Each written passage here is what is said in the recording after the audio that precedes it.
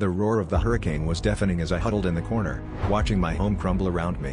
When the storm finally passed, I stood amidst the wreckage, my heart shattered but my spirit unbroken.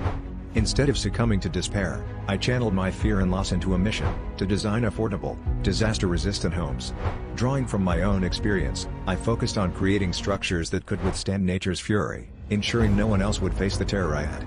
Today, seeing families move into these secure, resilient homes, I realize that sometimes, our greatest challenges ignite our most profound purposes.